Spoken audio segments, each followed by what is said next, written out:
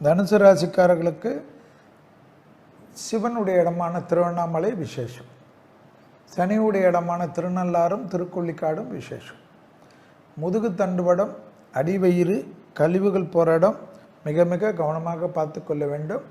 சுகருடைய variation எப்படி இருக்கிறது என்று பார்த்துக்கொள்ள வேண்டும். தனுசு ராசிக்காரர்களுக்கு குடும்பத்தில் துணை அல்லது துணைவியாருடன் மட்டும் வாக்குவாதம் கூடாது.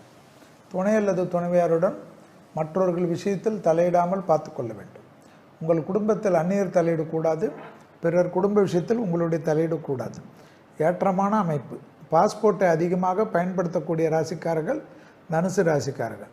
டக்கு டக்குன்ற அனுகூலம் ஏற்படுத்தக்கூடிய அற்புதமான காலகட்டம். ஆடை ஆபரண சேர்க்கையெல்லாம் அனுகூலத்தை தரும். லாபம் அதிகமாக ஏற்படும். முதலீடுகளுக்கு பஞ்சம் இருக்காது. பிள்ளைகள் விஷயத்தில் நீங்கள் நினைத்ததெல்லாம் செய்து கொடுக்கக்கூடிய நல்ல காலகட்டம். பிள்ளைகளுடைய நீண்ட நாள் கனவுகள் நிறைவேறக்கூடிய அற்புதமான காலகட்டம். எதிர்பார்க்காத இடத்துலேருந்து நல்ல செய்தி கிடைப்பது ஆச்சரியமான முன்னேற்றத்தையும் சந்தோஷத்தையும் ஏற்படுத்தி கொடுக்கும். உறவு முறையில் இருந்த சிக்கல் பரிபூர்ண நிவர்த்தி ஏற்படுவது கண்கூடாக பார்க்கலாம். தாய் வழி உறவு, தந்தை வழி உறவுடன் அவர்களுடைய தேக ஆரோக்கியத்தை அதிகமான கவனத்துடன் பார்த்து கொள்ளக்கூடிய ராசிக்காரர்கள் தனுசு ராசிக்காரர்கள்.